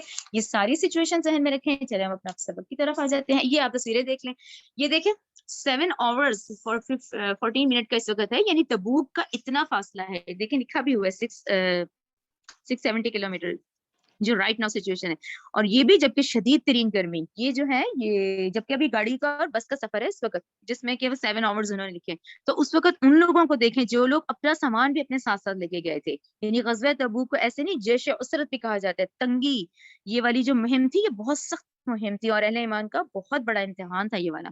نیکسٹ کر لیں، یہ جو ہے یہ دیکھیں اس کے ڈیٹیل بھی سائٹ میں سارے لکھے ہوئے کہ 30,000 مسلم جو ہیں وہ نکلے ہیں، اور ان کا مقابلہ 1 لاکھ کے ساتھ تھا، اس میں تعداد 1 لاکھ بتائی جاتی ہے، موتا میں نہیں۔ یہ جنگ موتا کا بھی آپ لوگ دیکھ لیں۔ اچھا آپ لوگ نوٹس کر رہے ہوں گے اس میں غزوہ نہیں جنگ کہا جا رہا ہے، جنگ اس لیے کہ نبی کریم صلی اللہ علیہ وسلم خود نہیں شریک ہوئے تھے، کہیں غزوہ لکھی ہے کہیں جنگ موتا، لیکن زیادہ جنگ موتا ہی لکھی گئی ہے، کیونکہ آپ صلی اللہ علیہ وسلم نے بھیجا تھا، آپ صلی اللہ علیہ وسلم خود جو تھے وہ تبوک میں آئے تھے، ٹھیک ہے نا، وہ بھی رومن امپائر کے خلاف تھی، اور کیوں تھی آپ لوگ سمجھ گئے نا کیوں، کیونکہ رایا کو آزادی ملے گی تو رایا کے پاس آپشن ہوگا نا کہ اب ہم اسلام لائیں، اس لیے اس کا ٹکراؤ ضروری تھا۔ یہ دونوں سیم ہے، ذرا اور کلیئر ہے، یہ بالکل جیسے انہوں نے روٹ ٹریک کے بعد بتایا کہ بالکل ایگزیکٹ دیکھیں تبوک تک کیرو جا رہا ہے، اور تبوک سے موتا جو ہے وہ بالکل آج کا فلسطین اور شام کا ایریا نکل جاتا ہے، یہ جس شخص نے شرجیل جس نے کہ پھر وہ حضرت حارث کو شہید کر دیا تھا۔ یہ ابھی ہم آیت نمبر 40 میں پڑھیں گے، غار ثور کا، جب آپ صلی اللہ علیہ وسلم مکہ سے نکلے ہیں نا، اب جب آپ کو ان لوگوں نے کفار مکہ نے کہا تھا کہ اب ہم قتل کر دیں گے، تو آپ اللہ کے حکم سے جب ہجرت کا حکم آ گیا تو یہ غار ثور، یہ جبل ثور ہے جہاں آپ نے 3 دن غار میں رہے ہیں آپ لوگ، تو یہ ابھی آیت آئے گی، آیت نمبر 40 ابھی آپ لوگ پڑھیں گے۔ یہ جبل سور ہے، یہ غار سور ہے، یہ غار ہے جس میں کہ حضرت ابوبکر اور نبی کریم صلی اللہ علیہ وسلم دونوں موجود تھے، جو اب ہم ابھی آیات پڑھیں گے، ٹھیک ہے نا. یہ ساری سچویشن اب ذہن میں رکھیں اور منافقین کا کردار ذہن میں رکھیں، اور یہ بھی ذہن میں رکھیں کہ اللہ تعالیٰ نے ان کو 9 سال کی مہلت دی تھی. پھر فائنلی وہ سورہ توبہ میں تو ان کے لیے بہت سخت آیات آتی ہیں. ٹھیک ہے، چلیں اب یہ سب کلیئر ہونے کے بعد اب انشاءاللہ آپ لوگوں کو سمجھ بھی آ جائے گا انشاءاللہ، اور آپ لوگوں کو یہ پتہ چل گیا کہ ٹکراؤ عیسائیوں کے ساتھ، یہ رومن امپائر جو ہے وہ عیسائی ہو گئی تھی. چلے اعوذ باللہ من الشیطان الرجیم. یا ایھا الذین آمنو، اے لوگو جو ایمان لائے ہو. سب سے پہلے تو آپ لوگ اس کو سرکل کریں کہ یہ تو ایمان والوں کی بات ہو رہی ہے، کیونکہ جو منافق ہوتا ہے وہ بھی تو کلمہ پڑھتا ہے نا، وہ بھی تو نماز پڑھتا ہے، وہ بھی تو روزے رکھ رہا ہے، تو لیکن اس کے دل میں نفاق ہوتا ہے، وہ دل سے نہیں کر رہا ہوتا، اس کے لیے وہ دنیا کی محبت نہیں نکلی ہوتی، تو خطاب ان کو بھی آمنو کہہ کے ہی کیا جاتا ہے کہ اے لوگو جو ایمان لائے ہو. ٹھیک ہے نا، کیونکہ آپ لوگ دیکھیں مدنی صورتوں میں یہ آتا ہے، مکی میں تو ہے ہی نہیں. یہ یا ایھا الذین آمنو کا جو خطاب ہے یہ مدنی دور میں ہی ہے، اور اس میں ذہن میں رکھیں سورہ نساء، سورہ توبہ ڈیٹیلڈ منافقین کے بارے میں ہے. یہ کون ہوتے ہیں؟ نہ ادھر کے ہوتے ہیں نہ ادھر کے ہوتے ہیں، یہ دیکھتے رہتے ہیں کہ کامیاب کون ہوگا، اس کے پیچھے لگ جاؤ. ٹھیک ہے نا. اے لوگو جو ایمان لائے ہو، ما لکم کیا ہے تمہیں، اذا جب قیلا کہا جاتا ہے، لکم تم سے، لکمن سوری لکمن فرو کہ تم کوچ کرو، فی سبیل اللہ اللہ کی راہ میں، فی سبیل اللہ ثقلتم تو اللہ کی راہ میں تو تم بوجھل ہو جاتے ہو، تم گرنے لگ جاتے ہو، الی الارض زمین کی طرف گرنے لگ جاتے ہو. آردی تم کیا تم نے پسند کر لیا، بالحیات دنیا دنیا کی زندگی کو، من الآخرتی آخرت کے مقابلے میں. ٹھیک ہے نا. اب یہ دیکھیں یہ کیا ہے، یہ خرید و فروخت، ہم سامان خریدتے ہیں، یہ ہم لوگوں کے معاملے ہے اہل ایمان کا کہ وہ آیا دنیا خریدتا ہے یا وہ آخرت لیتا ہے. تو اللہ تعالیٰ کہہ رہے ہیں کیا تم نے پسند کر لیا دنیا کی زندگی کو آخرت کے مقابلے میں. فما چنانچہ نہیں ہے، یہاں ماں کا مطلب نہیں، فما نہیں، متاع فائدہ. فائدہ تو دیکھیں، فائدہ کا تو مطلب ہی یہی ہے، پروفٹ، فائدہ ہوا. تو یہ وہ لوگ جو نہیں گئے غزوہ تبوک، فائدہ تو ہوا، نہ گرمی لگی، نہ باہر گئے، وہیں مدینہ میں رہے، اپنے گھر میں رہے، فائدہ تو اٹھایا نا. فائدہ کا مطلب تو فائدہ ہی ہے. تو آخرت کے مقابلے میں اللہ تعالیٰ کہہ رہے ہیں نہیں ان کو فائدہ دیے حیات دنیا دنیا کی زندگی کا، فی الآخرتی آخرت کے مقابلے میں، الا قلیل مگر تھوڑا. فائدہ تو اٹھایا انہوں نے، نہ مشکلات آئیں، نہ باہر گئے، نہ وہ 15 دن کی وہ ہوئی، وہ تو مہینہ لگ گیا 15 دن آنے کے 15 دن جانے کے. ٹھیک ہے، لیکن کیسا فائدہ؟ اللہ نے کہا الا قلیل، بہت تھوڑا سا، یعنی دنیا تک کا ان کو ملا، آخرت میں ان کا کوئی نہیں حصہ. ٹھیک ہے نا. فائدہ تو اٹھایا لیکن بہت تھوڑا. اچھا آیت نمبر 39 دیکھیں. اللہ تنفرو اگر تم نہ کوچ کرو، یعذبکم تو وہ اللہ عذاب دے گا تمہیں، عذابن علیمن عذاب دردناک، ویستبدل وہ بدل کر لے آئے گا، قومن کسی اور قوم کو، غیرکم تمہارے سوا. ٹھیک ہے نا. یہ دیکھیں بڑا اس طرح کا مقام ہوتا ہے سوچنے والا. دیکھیں آج آپ اور میں اگر یہ کام نہیں کریں گے نا، آپ لوگوں کو اندازہ تو ہو گیا ہوگا کہ ان 10 پاروں میں ہم نے بیسکلی کیا پڑھا ہے، کہ اللہ تعالیٰ نے آپ کو اور مجھے یہ ذمہ داری دی ہے کہ یہ قرآن اس کی دعوت آگے پہنچانی ہے. دیکھیں ہمارے بڑے بھی تو کرتے آئے ہیں نا، آج اللہ تعالیٰ جزائے خیر دے اور بہت ان کے درجات بلند کرے ڈاکٹر سرا کے، کہ آج دیکھیں اللہ نے ان کو ذریعہ بنایا کہ ہم انہی کا یہ پورا ایکسپلین کیا ہوا کر رہی ہوں میں، کہ ٹھیک ہے انہوں نے اپنی ذمہ داری پوری کی. تو آج آپ کے اور میرے لیے یہ آپشن ہے کہ چلے ہمارے پاس آج بات کرنے کے لیے ہے. تو دیکھیں اگر آپ اور میں نہیں کریں گے نا، تو اللہ نے کہا تم نہیں کرو گے میں دوسروں کو اٹھا لوں گا. تو کوشش کریں اپنے حصے خود ڈالیں اس دنیا میں، اپنے حصے کے کام انڈیویجل ہر کوئی کر کے جائے. ٹھیک ہے نا. جس کی جتنی استطاعت ہے، دیکھیں زبردستی نہیں ہے اسلام، جس کی جتنی ذہنی صلاحیت ہے، جس کی جتنی جسمانی صلاحیت ہے، وہ ضرور کرے. ہر دن یہ ارادہ کریں کہ میں کیا کروں، کیا کوئی آیت شیئر کر دوں، کوئی اچھی بات کسی سے کر دوں، یعنی کچھ نہ کچھ. اگر میں نے 10 پارے پڑھے، مجھے کون سی ایسی بات کلک کی، یا میں نے کیا لائف میں چینج کیا، اس کو ضرور ذہن میں رکھیں. کیونکہ اللہ تعالیٰ نے کہا کہ وہ بدل کر لے آئے گا کسی اور قوم کو تمہارے سوا، یعنی تم نہیں کرو گے تو دوسروں کو کر لے گا. ولا تدروہ اور نہ تم بگاڑ سکو گے اس کا شیئن کچھ بھی، واللہ اور اللہ علی کل شیء قدیر اللہ تعالیٰ ہر چیز پہ خوب قدرت رکھنے والا ہے. ٹھیک ہے نا. اور دیکھیں میں آپ کو ایک بات بتا دوں، یہ ساری چیزیں نا آپ لوگ اپلائی کرنا شروع کریں. شروع میں شیطانی وسوسے ہوتے ہیں، پھر اللہ تعالیٰ بہت آسانی کر دیتے ہیں. یہ امتحان ابھی بہت آسان ہے، یعنی یہ دنیا میں اپنی خواہشات کو کنٹرول کر کے اللہ کی فرما برداری کرنا بہت آسان ہے. کیونکہ دیکھیں آخرت کی جو سختیاں ہیں نا، وہ تو پھر پڑھی نہیں جاتی. وہ معاملہ دیکھیں بہت سخت ہوگا، وہ رسوائی، وہ جو ہے نا اللہ تعالیٰ اس سے بچا لے. تو یہ کوشش کرنی ہے، اور آپ کوشش کر کے تو دیکھیں اللہ تعالیٰ ساری آسانیاں کر دیتے ہیں. کوشش ضرور کرنی ہے. ٹھیک ہے نا. کیونکہ اللہ تعالیٰ خوب ہر چیز پہ قدرت رکھنے والا ہے. آیت نمبر 40 دیکھیں، الا تنصروہ، اگر تم نے مدد کرو گے اس کی، یعنی اگر تم نہیں کرو گے، فقط تو تحقیق نصرہ اللہ، مدد کی اس پیغمبر کی اللہ نے، اذ اخرجہ، نکال دیا تھا اس کو، الذین، ان لوگوں نے جنہوں نے کفر کیا تھا، ٹھیک ہے نا، اہل مکہ، مشرکین مکہ، جنہوں نے اتنا مخالفت کی تھی کہ آخر وہ ہجرت کا حکم آ گیا تھا. ثانیس نہیں، وہ دوسرا تھا دو میں سے، ٹھیک ہے، یہ دو تھے نا، نبی کریم صلی اللہ علیہ وسلم اور حضرت ابوبکر صدیق. اذ، جب، ہما، وہ دونوں، فی الغاری، غار میں، ٹھیک ہے نا، جبل سور سوری اور غار سور، ٹھیک ہے، وہ جو غار سور کے اندر تھے یہ دونوں. اذ یقولو، جب کہا تھا، وہ کہہ رہا تھا، لصاحبہ، اپنے ساتھی سے، کون، حضرت ابوبکر صدیق نبی کریم صلی اللہ علیہ وسلم سے کہہ رہے تھے. اچھا ایک سیکنڈ، اس کو آپ تھوڑا سا سیرت کا دیکھ لیں کہ جب حضرت ابوبکر صدیق نے تلاش میں آنے والے مشرکین کو دیکھا، ٹھیک ہے نا، اب جیسے ہی آپ صلی اللہ علیہ وسلم اور ابوبکر صدیق نکلے ہیں تو ان لوگوں نے تو اپنے آدمی بھی نکال دیے تھے یہ کہیں ڈھونڈنے کے لیے. اور معاملہ کیا ہوا تھا کہ آپ صلی اللہ علیہ وسلم نے کیا رخ اختیار کیا تھا، شمال میں تھا نا مدینہ، تو آپ جنوب کی طرف چلے گئے تھے، ٹھیک ہے نا. اچھا پھر وہ جو ٹیم نکلی ہوئی تھی، ابو بکر صدیق نے تلاش میں آنے والے مشرکین کو دیکھ کے کہا کہ اے نبی کریم صلی اللہ علیہ وسلم، یہ تو غار کے دہانے تک پہنچ گئے ہیں، اگر کسی نے ذرا سا بھی نیچے جھانک کے دیکھا تو ہم تو نظر آ جائیں گے. تو آپ صلی اللہ علیہ وسلم نے فرمایا تھا، آپ نے کہا تھا فکر مت کرو، اللہ ہمارے ساتھ ہے، ٹھیک ہے نا. جب وہ کہہ رہا تھا لصاحبہ، اپنے ساتھی سے، تو نبی کریم صلی اللہ علیہ وسلم نے کیا فرمایا، لا تحزن ان اللہ معنا، نہ تو غم کر، بے شک اللہ ہمارے ساتھ ہے. فانزل اللہ، تو پھر نازل کی اللہ نے، سکینتہ، اپنی سکینت، علیہ، اس پر، وایدہ، اور مدد کی اس کی، بجنود، ایسے لشکروں سے، لم ترونہا، جن کو تم نے دیکھا، وجعل، اور اس نے بنا دی، کلمت، بات، الذین، ان لوگوں کی جنہوں نے کفر کیا، سفلا، سب سے نیچی بات، ان کی تو بات نیچی ہی ہوئی نا، ٹھیک ہے. وکلمت اللہ، اور اللہ کی بات، ہی العلیٰ، یعنی سب سے بالا ہے. واللہ، اور اللہ، عزیز حکیم، نہایت غالب ہے اور خوب حکمت والا ہے. یہ اللہ کے صفاتی نام ضرور ذہن میں رکھا کرے. دیکھیں اللہ تعالیٰ غالب ہے، لیکن اپنے اس غالب اور غلبے کو حکمت سے استعمال کرتا ہے. جبکہ ہم نے ابھی کیا پڑھا کہ رومن امپائر اختیار ہو جاتا ہے نا، انسان ہی ہے نا، وہ انسان کو اختیار ملا، اس نے فوراً دوسرے کو اپنے انڈر کر دیا، اس کو غلام بنا دیا. لیکن اللہ تعالیٰ کے پاس جو اختیار ہے، اللہ تعالیٰ اس کو حکمت سے استعمال کرتے ہیں، ٹھیک ہے. عزیز ہے اور حکیم ہے، زبردست ہے، غالب ہے، اور اپنی اس زبردست غلبے کو حکمت سے استعمال کرتا ہے، ٹھیک ہے نا. یہ کلیئر ہو گیا آپ لوگوں کو. آیت نمبر 41 دیکھیں، انفرو، تم کوچ کرو، خفافن، ہلکے، و ثقالن، بھاری، یعنی تمہاری ظاہری اور باطنی کیفیت تو تمہارے دل کی پتہ چلی رہی ہے، اب تم کوچ کرو چاہے تمہاری ظاہری اور باطنی کیفیت جیسی بھی ہے، ہلکے یا بھاری، ٹھیک ہے. یہ اشارہ دیکھیں سارے منافقین کی طرف ہے.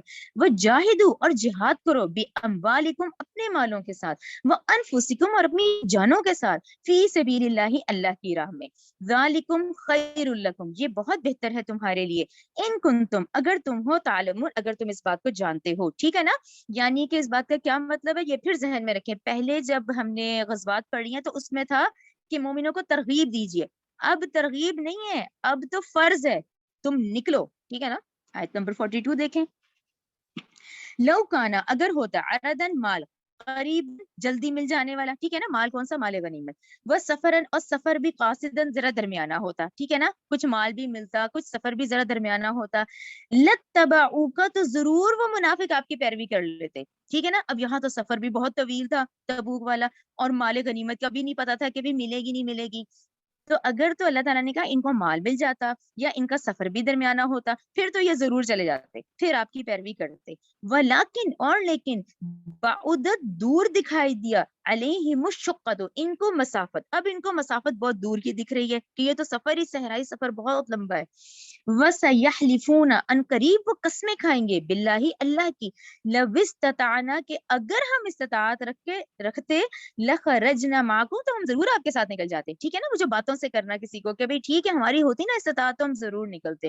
یہلکون انفسہم، وہ ہلاک کر رہے ہیں اپنی جانوں کو، واللہ، اور اللہ، یعلم، جانتا ہے، انہم لکاذبون، کہ یہ جھوٹے ہیں، یعنی یہ جان کے کہہ رہے ہیں اس بات کی کہ بھی ہمارے پاس استطاعت ہوتی، کیونکہ یہ منافقین جتنے تھے ان کو اللہ نے مال اور اولاد سے نوازا ہوا تھا.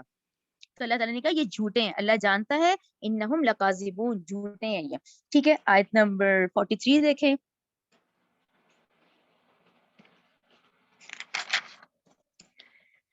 अफ़ अल्लाहु, माफ कर दिया अल्लाह ने, अनका, आप सल्लल्लाहु अलैहि वसल्लम को, लिमा, क्यों, अज़िनत, कि आपने इजाजत दी। ठीक है ना। अब ये इसका क्या मतलब हुआ कि अल्लाह ने माफ कर दिया आपको कि आपने इजाजत दी। अब आप सल्लल्लाहु अलैहि वसल्लम का मिजाज कैसा है? नरम मिजाज। अब ये जितने मुनाफिक आते थे ये झूठे झूठे बहाने बनाते थे। जब ये बनाते थे तो आप सल्लल्लाहु अलैहि वसल्लम उनको रुखसत की इजाजत दे देते थे कि भाई वो कोई कहता था मेरा ऊँट खराब है, मेरी बीवी को है, मेरे बच्चे ऐसे हैं, मैं इसलिए नहीं जा सकता, तो आप सल्लल्लाहु अलैहि वसल्लम उनको इजाजत दे देते थे, वो वापस चले जाते थे। अब वो बड़े खुश खुश होके जाते थे कि भाई हमें तो नबी करीम सल्लल्लाहु अलैहि वसल्लम ने खुद ही कह दिया। तो ये वो वाली बात है कि माफ कर दिया, यानी अल्लाह ने आपको माफ तो कर दिया, लेकिन आपने क्यों दी इनको इजाजत? क्यों? अनका, आपने, लिमा, क्यों, अजीनत, आपने इजाजत दी, लहुम, इनको, हत्ता, यहाँ तक के, ये तबय्यना, जाहिर हो जाते, लका, आपके लिए, अल्लजीना, वो लोग, सदकू, इनमें से जो सच्चे थे, व तालमा, और आप जान लेते इनमें से कौन झूठा था। ये बात क्लियर हुई कि अगर आप इनको इजाजत ना देते, आप इनको ना होती कि भाई तुमने जाना है, तो ये खुद रुकते, फिर ये झूठे कहलाए जाते। अब इनकी मुनाफिकत तो जाहिर ना हुई ना इस तरह, उन्होंने तो खुद ही कह दिया कि भाई हमें तो नबी ने इजाजत दे दिया तो हम आ गए हैं। लेकिन अगर आप इनको ना इजाजत देते तो इनका झूठ सामने आ जाता। ठीक है, क्योंकि इनके तो इरादे ही नहीं थे ना। आयत नंबर 44 देखें, ला यस्ताज़िनु का, ये देखें कितनी खूबसूरत आयत है। नहीं इजाजत मांगते आपसे अल्लज़ीना, वो लोग जो युमिनूना, ईमान रखते हैं, बिल्लाहि, अल्लाह पर, वल यौमिल आखिरी, और आखिरत के दिन पर, ऐ युजाहिदू, ये इसलिए कि वो जिहाद करें, बि अम्वालिहिम व अनफुसिहिम, अपने मालों के साथ, अपनी जानों के साथ। ठीक है ना, ये वही इस वक्त का दौर है जब जंग के लिए अपना माल निकालना जरूरी होता था और ये अपनी जान पेश करनी होती थी। तो ईमान वाले कौन है? वो नहीं इजाजतें मांगेंगे, बल्कि ये कौन है? जो अल्लाह पर ईमान रखने वाले हैं, जो आखिरत के दिन पर ईमान रखने वाले हैं, जो जिहाद करते हैं अपने मालों के साथ, अपनी जानों के साथ। वल्लाहु अलीमुम बिल मुत्तकीन, और अल्लाह खूब जानने वाला है परहेजगारों को। ये बात ठीक है, ये आप लोग पेज पे सामने लिखे, सूरह अनफाल आयत नंबर 2 एंड 74, कि एक अरकान इस्लाम है, लेकिन जो मोमिन की डेफिनेशन है उसके ये 2 पॉइंट होते हैं कि वो जिहाद करता है, कोशिश करता है, और उसका यकीन कल भी बहुत होता है अपने अल्लाह पर और आखिरत के दिन पर, कि आप और मैं आज सारा दिन जो काम कर रहे हैं ना, और ये जो हमारे एक एक लफ्ज मुंह से निकल रहा है, हमने इसका हिसाब किताब देना है। आखिरत का दिन इसी वजह से आएगा कि हमारे यहाँ के हुए अमल का हिसाब दिया जाएगा। ठीक है ना। आयत नंबर 45 देखें, इन्नमा यस्ताज़ीन, सॉरी, यस्ताज़ीनु का, इजाजत तो सिर्फ मांगते हैं आपसे अल्लज़ीना, वही जो ला युमिनूना, नहीं ईमान रखते अल्लाह पर और यौमिल आखिर, आखिरत के दिन पर, वर्ताबत, वो शक में पड़े हुए हैं। ठीक है ना, जो ईमान वाला वो शक वाला नहीं होता मोमिन, ये शक वाले होते हैं मुनाफिकीन। ये ईमान इजाजत तो आपसे वो करते हैं जो नहीं ईमान रखते अल्लाह पर, आखिरत के दिन पर, और शक में पड़े हुए हैं। कुलूबुहुम, उनके दिल, फहुम फी रैबिहिम, तो वो अपने शक में ही पड़े हैं, यतरद्ददूना, बल्कि वो तरद्दुद, तज़बज़ब कंडीशन में, वो ना इधर के ना उधर के, ये इसी तरह ही भटक रहा है। आयत नंबर 46 देखें, वलऊ, और अगर, अरादू, वो मुनाफिक इरादा करते, सॉरी, अरादुल खुरूजा, वो मुनाफिक इरादा करते निकलने का, लाअद्दू, तो वो जरूर तैयारी करते, क्योंकि सफर बहुत लंबा था ना, तो ये ऑर्डर था कि अपनी अपनी तैयारी करके जाओ, अपना ऊंट, अपना खाने पीने का सामान, चीजें तैयार करो। अगर वो मुनाफिक इरादा करते तो वो जरूर तैयारी करते, लहू उद्दतन, इसके लिए कुछ सामान, वलाकिन, लेकिन, करिहल्लाहु, ना पसंद किया इन्हें अल्लाह ने, करिहल्लाहुम बिअसाहुम, बल्कि नापसंद किया अल्लाह ने इनके जाने को ही। ठीक है, फसब्बतहुम, लिहाजा इसने सुस्त कर दिया इनको, यानी अल्लाह ने ही नहीं पसंद किया कि ये मुनाफिकीन निकले, बल्कि इनको सुस्त कर दिया, ये रोक दिए गए। वकीला, और कह दिया गया, क्या कहा गया कि क़ीलक़उदू, के तुम बैठे रहो, मअल क़ाइदीन, पीछे बैठने वालों में, पीछे बैठे वालों में ही अब तुम बैठो। 47, लव, अगर खराजू, वो निकलते, अच्छा ये भी बताया जा रहा है कि भाई अगर वो निकलते, फीकुम, तुम्हारे अंदर ही शामिल होकर, मा जादुकुम, तो वो ना ज्यादा करते तुम्हारे लिए, इल्ला, मगर, खबालन, खराबी ही, यानी जो इनका साजिशी दिमाग है ना, ये वहां भी खराबियां ही करते, दरमियान में, जंग में, लश्कर में। वाला औदाऊ, अलबत्ता वो दौड़ाते अपने घोड़े, खिलालकुम, तुम्हारे दरमियान, यबगूनकुम, और तलाश करते हुए तुम्हारे अंदर, फितनता, फितना। तो इनका फितना क्या होता है? हर वक्त लड़ाई झगड़ाई करना, साजिशी दिमाग, साजिशें करना, ये इनका काम रहता है। तो ये चले भी जाते ना तो तुम्हारे अंदर फितना ही करते, ठीक है। लेकिन फितने का मतलब आपस की लड़ाइयाँ, किसी में डलवा देना, साजिशी दिमाग। वफीकुम, और कुछ वो हैं तुम में से, सम्माऊना लहुम, जो इनकी बातें सुन भी लेते हैं। अब वो जो सादा दिल मुसलमान होता है ना, जो नहीं समझ पाता इन मुनाफिकों को, वो इनकी बातें फिर सुन लेते। ٹھیک ہے نا. تو یہ حکمت تھی کہ یہ کیوں نہیں گئے کہ ایک تو یہ فتنے والے ہوتے اور تم میں سے ہی وفیکم اور تم میں سے ہی جو سننے والے نا وہ ان کی باتیں سن لیتے, ٹھیک ہے نا, وہ ان کی باتوں میں آ جاتے. واللہ اور اللہ علیم خوب جاننے والا ہے بالظالمین ان ظالموں کو. لقد ابتغوا لقد البتہ تحقیق لقد ابتغوا الفتنة انہوں نے تلاش کیا فتنے کو من قبل اس سے پہلے بھی, یعنی اس سے پہلے بھی یہ بہت اس طرح کے کام کر چکے ہیں. وقلبوا اور وہ الٹ پلٹ کرتے رہے لکا آپ کے لیے امور بہت سارے معاملات کو, اس سے پہلے بھی انہوں نے بہت خرابی کی ہوئی ہے, ٹھیک ہے نا. حتیٰ یہاں تک کہ جاء آ گیا حق وظہرا اور غالب ہو گیا امر اللہ اللہ کا حکم وہم کارہون جبکہ وہ ناپسند کرنے والے تھے. آیت نمبر 49 ومنہم اور بعض ان میں سے, اس کو غور سے دیکھیں آیت نمبر 49 کو. ومنہم اور بعض ان میں سے من وہ ہے جو یقولو وہ کہتا ہے, یقول اذن جو کہتا ہے کہ مجھے اجازت دے دیجئے, لی مجھے اجازت دے دیجئے, ولا تفتنی ورنہ میں فتنے میں پڑ جاؤں گا. یعنی ایک ایسا شخص ہے جس کی بات بتائی جا رہی ہے جو کہہ رہا ہے مجھے اجازت دے دیجئے اور نہ میں فتنے میں ڈالے مجھے. الا آگاہ رہو فی الفتنتی فتنے میں تو سقطوا وہ گر ہی چکے ہیں. وان اور بے شک جہنم لمحیط ان کو گھیرنے یقیناً گھیرنے والی ہے بالکافرین کافروں کو. اچھا یہاں پر ایک واقعہ آتا ہے, یہ سب نے مفسرین نے یہی ایک بات لکھی ہے. یہ ایک شخص ہے اس کی طرف اشارہ ہے, اس مردود شخص کا نام ہے جد, جین سے ہے, جد بن قیس, قاف یہ سین, ٹھیک ہے نا, جد بن قیس ہے. یہ ایک منافق ہے, مردود قسم کا انسان ہے. اس کے بارے میں یہ کہا ہے, اب دیکھیں آپ فکرہ دیکھیں کہ یہ کیا کہہ رہا ہے. یہ کہہ رہا ہے کہ مجھے تو نبی کریم صلی اللہ علیہ وسلم کے پاس آیا ہے اور مجھے ان کو کہہ رہا ہے کہ مجھے تو اجازت دیں ورنہ میں فتنے میں پڑ جاؤں گا. تو اس نے کیوں کہا دیکھیں, یہ ہمیں سیرت سے پتہ چلتا ہے کہ جب نبی کریم صلی اللہ علیہ وآلہ وسلم نے غزوہ تبوک کے لیے تیاری کا اعلان فرما دیا تو یہ شخص جد بن قیس, قاف سے دو نقطے والا, آپ صلی اللہ علیہ وسلم کے پاس حاضر ہوا اور عجیب مزاحیہ انداز میں آپ صلی اللہ علیہ وسلم سے رخصت چاہی کہ حضور مجھے تو رہنے ہی دیجئے کیونکہ میں ذرا حسن پرست قسم کا انسان ہوں اور لشکر جا رہا ہے شام کے علاقے کی طرف جہاں کی عورتیں بہت حسین ہوتی ہیں, میں وہاں کی خوبصورت عورتوں کو دیکھ کے خود پہ قابو نہیں رکھ سکوں گا تو فتنے میں مبتلا ہو جاؤں گا. یہ اپنے آپ کو نہیں کہہ رہے میں فتنے میں مبتلا ہو جاؤں گا, لہٰذا آپ مجھے اس فتنے میں مت ہی ڈالیے, مجھے تو پیچھے ہی رہنے دیجیے. تو اس پہ کیا آیت آئی, آگاہ رہو فتنے میں تو یہ لوگ پڑ ہی چکے ہیں, یعنی یہ خود جو ہے نا بدترین فتنے کا شکار ہو چکے ہیں. ٹھیک ہے, آیت نمبر 50 دیکھیں. ان تصب کا اگر پہنچتی ہے آپ کو حسنتن کوئی بھلائی تسوہم تو انہیں بری لگتی ہے, ٹھیک ہے نا. اب یہ وہی منافقانہ سوچ یہی کہ جب مسلمانوں کو کامیابی ہوتی ہے تو انہیں بری لگتی ہے. وَإِن تُصِبْكَ اور اگر پہنچتی ہے آپ کو مصیبتن کوئی مصیبت یقولو تو وہ کہتے ہیں قد تحقیق اخذنا ہم نے تو احتیاط کر لی تھی امرنا اپنے معاملے کی من قبل اس سے پہلے, ٹھیک ہے نا. جب مسلمانوں پہ کوئی مصیبت آئی تو کہتے ہیں ہم تو حالات دیکھتے ہیں, ہم نے تو عقل لی, ہم تو نہیں گئے, اس طرح سے پھر یہ ان کا معاملہ ہوتا ہے. وَيَتَوَلَّوْا اور وہ پھرتے ہیں, وَهُمْ فَرِحُونَ پھر اس حال میں کہ وہ بڑے خوش ہوتے ہیں, یعنی اپنے فیصلوں پہ بھی خوش ہوتے ہیں کہ اچھا ہی ہوا دیکھو ہم نہیں گئے, دیکھو مسلمان مصیبت میں آ گئے. تو یہ ان کا معاملہ ہے. آیت نمبر 51 قل کہہ دیجئے لن یصیبنا ہرگز نہیں پہنچے گا ہمیں, یعنی کہہ دیجئے کا مطلب کہہ دیجئے ان کو کہ ہرگز نہیں پہنچے گا ہمیں الا مگر ما جو بھی کتب اللہ جو ہمیں اللہ نے لکھ دیا, ٹھیک ہے نا. یہ پہلا ایمان کا حصہ ہے کہ اللہ نے جب ہمارے اس میں لکھ دی ہے, اس میں جو ہمارے معاملات میں اگر کوئی خیر لکھ دی ہے تو وہ ہمیں مل کے رہے گی, اگر کوئی برائی لکھ دی ہے یا نقصان لکھا ہے تو وہ ہو کے رہے گا.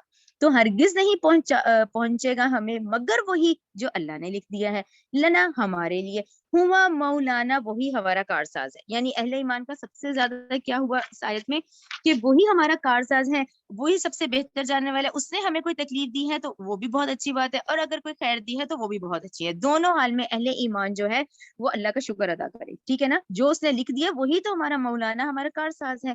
وعلی اللہ اللہ ہی پر فلیتوکل بس چاہیے کہ بھروسہ رکھیں مومنون ایمان والے, ٹھیک ہے نا. یہاں آپ لوگ لکھ لیا کریں سورہ انعام آیت 59 تو اپنے ذہن میں بٹھا لیں. وہ آیت ہی یہی ہے کہ یہاں اس دنیا میں کوئی ایک پتا بھی نہیں گرتا سوائے اللہ کے حکم کے بغیر. تو جب ہمیں یہ پتا چلے گا نا کہ کوئی خوشی کوئی نقصان یہ اللہ کے حکم کے سے ہی ہوا ہے, یہ اللہ کا حکم ہے تو ہوا ہے, پھر ہم بھٹکیں گے نہیں, پھر انسان بھٹکتا نہیں ہے, کیونکہ سورہ انعام آیت 59 ہے. کہ کوئی کائنات کا پتا بھی نہیں گرتا کائنات کا، تو پھر کیسے اتنی بڑی کوئی بات ہو جائے گی؟ جب تک کہ کوئی بڑی خیر آئے یا کوئی بھلائی آئے، دونوں اللہ کی طرف سے ہوتی ہیں. تو یہ کیا ہے؟ پازیٹیو تھنکنگ، یعنی ایک اہل ایمان کا بھروسہ جو ہے وہ اللہ پر ہوتا ہے، اہل ایمان کا، مومن کا. ٹھیک ہے نا؟ فَلْيَتَوَكَّلِ الْمُؤْمِنُونَ. آیت نمبر 52 دیکھیں. قل کہہ دیجئے، حل تربسون، نہیں تم انتظار کرتے بنا ہمارے معاملے میں، الا مگر احدل حسنیین، تم ہمارے معاملے میں سے دو بھلائیوں میں سے ایک کا انتظار کرتے ہو. اچھا کیا مطلب؟ دیکھیں دو بھلائیاں کون سی ملیں گی؟ یا تو پھر جنگ میں جائیں گے تو شہید ہو کے آئیں گے، وہ بھی بھلائی ہے. اگر فتح مل گئی ہے تو وہ بھی بھلائی ہے. ٹھیک ہے نا؟ بھلائیوں میں آپ لوگ خود سے لکھ لیں، یا شہید اور دوسری فتح، تو دونوں میں فائدہ ہی ہے. ٹھیک ہے نا؟ اگر وہ چلا گیا، شہید ہو گیا، تو بھی اس کو فائدہ ہی ہے اہل ایمان کو. اس کو فتح مل گئی ہے تو بھی اس کو فائدہ ہی ہے. اچھا اگلا پورشن دیکھیں. وَنَحْنُ، اور ہم، نَتَرَبَّصُ، ہم بھی انتظار کرتے ہیں، جیسے تم کر رہے ہو نا، ہم بھی کرتے ہیں، بکم، تمہارے حق میں، یعنی یہ کہ یصیبکم، کہ تمہیں بھی تو پہنچے گی اللہ کی طرف سے، بے عذابن، عذاب، کہ پہنچے تمہیں اللہ کا عذاب، من عندہ، اپنے پاس سے، او بی ایدینا، یا ہمارے ہاتھوں. اب تمہیں بھی یا تو اللہ کی طرف سے ایسا عذاب آئے گا جو تمہیں آئے گا، یا پھر اللہ ہمارے ہاتھوں پھر پٹوائے گا، پھر تم ہمارے ہاتھوں پٹو گے. ٹھیک ہے نا؟ فتربصوا، لہٰذا تم بھی انتظار کرو. ٹھیک ہے نا؟ ان بلا شبہ، ہم بھی معکم، تمہارے ساتھ ہیں، یعنی ہم بھی انتظار کر رہے ہیں، متربصون، انتظار کرنے والوں میں. یعنی اگر تم ہی اس بات پہ خوش ہو رہے ہو تو ہمارا مولا تو اللہ ہے، ہمارا تو کارساز اللہ ہے. ہم یا تو شہید ہو جائیں گے تب بھی ہم فائدے میں ہیں، اور ہمیں فتح ملتی ہے تب بھی ہم فائدے میں. لیکن تمہارا کیا ہوگا؟ ٹھیک ہے نا؟ یا تو تمہیں اللہ کی طرف سے عذاب آئے گا، یا تم ہماری ہاتھوں پٹو گے. ٹھیک ہے نا؟ آیت نمبر 53. قل کہہ دیجئے، انفقو، تم خرچ کرو، طوعا او کرہن، خوشی سے یا نہ خوشی. ٹھیک ہے نا؟ لن یتقبل منکم، لیکن ہرگز قبول نہیں کیا جائے گا. یہ پھر منافقین کا حال کہ وہ کیا کہتے تھے؟ میں مجبور ہوں، میں جا نہیں سکتا، اچھا میرا مال رکھ لیں. تو ان کا مال بھی ایکسیپٹیبل نہیں تھا. ٹھیک ہے؟ اللہ نے کہا لن یتقبل منکم، ہرگز نہیں قبول کیا جائے گا ان کا مال، انکم کنتم، کیونکہ تم ہو، قومن، ایک ایسی قوم سے، فاسقین، جو نافرمان ہے.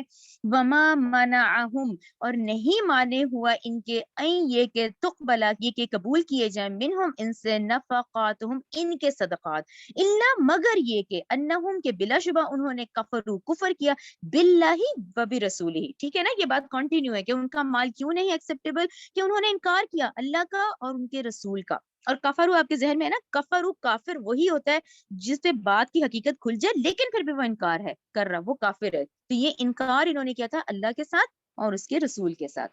ولا یاتون، نہیں وہ آتے، صلاۃ، نماز کو، الا، مگر، وا، اس حال میں کہ ہم وہ کسالى، سست ہوتے ہیں، ولا ينفقون، نہ وہ خرچ کرتے ہیں، الا، مگر، وہم کارہون، اس حال میں کہ وہ اس کو ناگوار سمجھتے ہیں، یعنی وہ مال نکالنا انہیں اتنا مشکل لگتا ہے نا. تو ان کی دو اس طرح کی منافقین کی بتائی گئی صرف. ایک یہ سست ہوتے ہیں نماز میں آنے کے لیے، اور یہ مال جب خرچ کرتے ہیں تو اسے ناگواری سے کرتے ہیں. ٹھیک ہے نا؟ یہ منافقین کی ہے صفات. آیت نمبر 55. فلا تعجب کا، اچھا اب وہی والی بات، اللہ تعالیٰ نے ان کے لیے یہی بہت بڑی آزمائش تھی کہ ان منافقوں کو اولاد اور مال سے بہت نوازا ہوا تھا. تو یہ آیت 55 اس پر ہے. فلا تعجب کا، لہٰذا چنانچہ نہ حیرت میں ڈال دے آپ صلی اللہ علیہ وسلم کو، اموالہم ولا اولادہم، کہ ٹھیک ہے آج ان کے پاس مال بہت ہے، ان کے پاس اولاد بہت ہے، تو چنانچہ نہ حیرت میں ڈال دے آپ کو، نہ ان کی اولاد نہ ان کی مال. انما یرید اللہ، یقیناً ارادہ کرتا ہے اللہ، لیعذبہم، کہ عذاب دے ان کو، بہا، انہی کی وجہ سے. کن کی؟ یہاں آپ لوگ لکھ لیں، انہی کی اولاد اور انہی کا مال، یہی سب سے بڑا عذاب بنے گا. ان کی اولاد اور ان کا مال ہی ان کے لیے عذاب بن جائے گا، منافقین کے لیے. تو دوبارہ دیکھیں، انما یریدو، یقیناً ارادہ کرتا ہے اللہ کے عذاب دے ان کو، بہا، انہی کی وجہ سے، یعنی کہ ان کے مال اور اولاد کی وجہ سے، فی الحیات الدنیا، اس دنیا کی ہی زندگی میں، وتزہق انفسہم، اور نکلے ان کی جانیں، وہ اس حال میں کہ ہم کافرون، کہ وہ کافر ہی رہیں، یعنی وہ ساری عمر جو ہے وہ اس مال اولاد ہی ان کے لیے عذاب بن جائے. وہ خود اللہ تعالیٰ نے کہا ان کو میں دیتا ہوں کہ یہی مال اور یہی اولاد جو ہے وہ انہی کے لیے عذاب بن جائے. آیت نمبر 56. وَيَحْلِفُونَ، وہ قسمیں کھاتے ہیں، باللہ، اللہ کی، انہم، کہ بے شک وہ، لمنکم، تم ہی میں سے ہیں. ٹھیک ہے نا؟ کلمہ تو پڑا ہوتا ہے، تو کہتے ہیں کہ بے شک ہم تم میں سے ہیں، حالانکہ ماہم، نہیں ہے وہ، منکم، تم میں سے، ولیکنہم، اور لیکن وہ تو، قومن، ایسی قوم سے ہیں، کیسی قوم سے؟ یفرقون، جو ڈرتے ہیں. اب یہ ان کے ڈر کا بھی ذکر آیا کہ وہ کتنا ڈرتے ہیں اپنا مال دینے میں. اب مال کون ڈرتا ہے؟ جس کو اللہ پہ بھروسہ نہیں ہوتا کہ میں دے دوں گا تو میرا کیا ہوگا. اسی لیے وہ جان سے بھی ڈرتے ہیں کہ مجھے اپنی جان نہیں دینی. تو یہ کون ہے؟ یہ ڈرتے ہیں. اچھا کیسے ڈرتے ہیں یہ آگے دیکھیں. لو یجدونا، اگر وہ پائے، ملجأن، کوئی جائے پناہ، او یا پھر مغارات، غاریں، ٹھیک ہے نا، او مدخلن، یا کوئی اور گھس بیٹھنے کی جگہ، مدخلوں، ولو، کہ اگر وہ ضرور بھاگ جائیں، اگر ان کو کوئی جگہ ملے، کوئی غار ملے تو وہاں بیٹھ جائیں. اور کیا ہے؟ لولو، کہ وہ ضرور بھاگ جائیں، الیہ، اس کی طرف، وہم یجمعون، رسیاں تڑوا کر. یعنی اللہ تعالیٰ نے ان کی مثال اس جانور سے دی کہ وہ جب اپنی رسی توڑواتا ہے تو وہ جا کے گھس کے کہیں چھپنا چاہتا ہے. تو یہ چاہتے ہیں کہ اس یہ جو اس وقت جزیرۃ العرب میں یہ سچویشن آ گئی، کوئی غار مل جائے، کوئی ایسی جگہ مل جائے کہ وہ گھس کے بیٹھ جائیں، وہ بھاگ کے رسیاں توڑوا کے گھس کے بیٹھ جائیں. آیت نمبر 58 دیکھیں. وَمِنْهُمْ، اور ان میں سے بعض، من، وہ ہے، یلمزوکا یعنی الزام دیتے ہیں آپ پر، فی الصدقات، ان صدقات کے بارے میں، فَإِن، سو اگر، اوتو، وہ دیے جائیں، منہا، اس میں سے، ردو، تو وہ راضی ہو جاتے ہیں، وَإِن، اور اگر، لم، نہ، یوتو، نہ دیے جائیں، منہا، اس میں سے، اذا ہم یسخطون، تو وہ جھٹ ناراض ہو جاتے ہیں آپ سے. اچھا اس میں پھر صحیح بخاری کی حدیث ہے، وہ آپ لوگ سنیں تو یہ آپ لوگوں کو یہ کلیئر ہو جائے گا. جیسے ہے نا کہ آپ صلی اللہ علیہ وسلم پر صدقات کے بارے میں الزام دیتے ہیں یہ 58 میں، تو اس کا یہ صحیح بخاری میں واقعہ ہے. اس کو دیکھیں کہ انہوں نے کیوں کہا، کیوں آپ پہ الزام لگایا اس صدقات کا. زکوٰۃ و صدقات کا مال نبی کریم صلی اللہ علیہ وآلہ وسلم خود تقسیم فرماتے تھے. ایک دفعہ ہوا یوں کہ مال کی تقسیم کے دوران ایک منافق نے آپ صلی اللہ علیہ وسلم کو ٹوک دیا، یا محمد عدل، اے محمد صلی اللہ علیہ وسلم انصاف کے ساتھ تقسیم کیجئے. اس کی یہ مراد تھی کہ آپ ناانصافی کر رہے ہیں. اس پہ نبی کریم صلی اللہ علیہ وآلہ وسلم کو غصہ آیا اور آپ صلی اللہ علیہ وسلم نے فرمایا تم برباد ہو جاؤ، اگر میں عدل نہیں کروں گا تو اور کون کرے گا. ٹھیک ہے نا. تو یہ اس کے سیرت کا بیک گراؤنڈ ہمیں مل جاتا ہے. یہ صحیح بخاری کی حدیث ہے کہ آپ پہ جو الزام لگایا تو وہ کسی منافق نے لگایا تھا. ٹھیک ہے نا. آیت نمبر 59.